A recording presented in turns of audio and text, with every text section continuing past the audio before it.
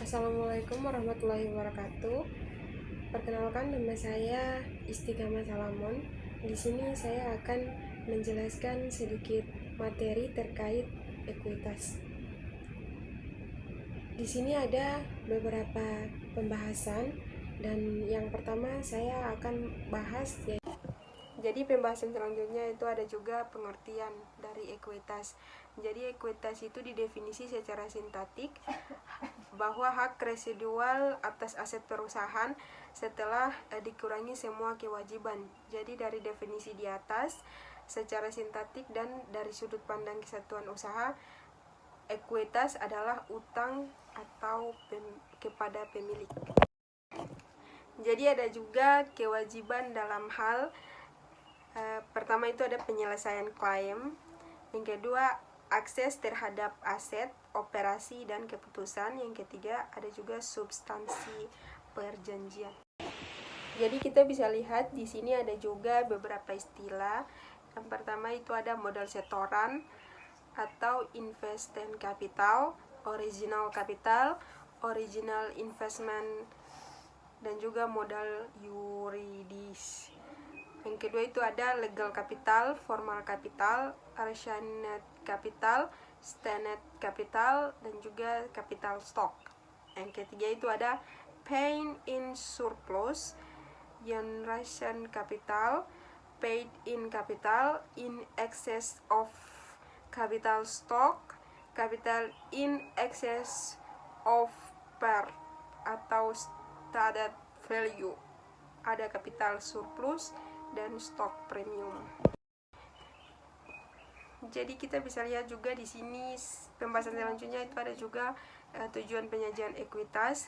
Jadi di dalam tujuan penyajian ekuitas ini ada beberapa bagian. Yang pertama itu efisien dan kepengurusan manajemen. Yang kedua riwayat dan prospek investasi pemilik. Yang ketiga tanggung jawab yuridis pemilik. Itu ada juga untuk pencapaiannya harus tersedia informasi. Yang pertama itu ada sumber ekuitas, yang kedua pembatasan pembagian dividen dan likuidasi, dan juga yang ketiga ada batas perlindungan dan urutan penyerapan rugi.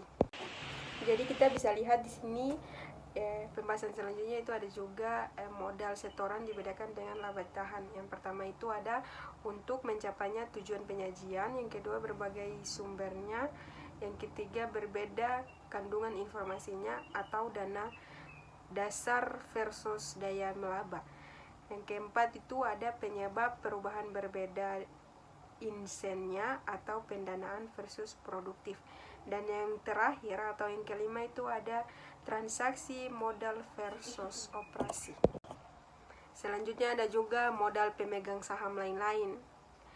Dari modal pemegang saham lain-lain ini ada juga beberapa bagian yang selain modal setoran dan laba ditahan. Yang pertama itu ada jumlah rupiah, apresiasi atau revaluasi aset fisis. Yang ketiga itu ada donasi dari non pemegang saham. Yang ketiga ada hak minoritas dalam statement konsolidasian. Yang keempat atau yang terakhir itu ada juga sumber lainnya.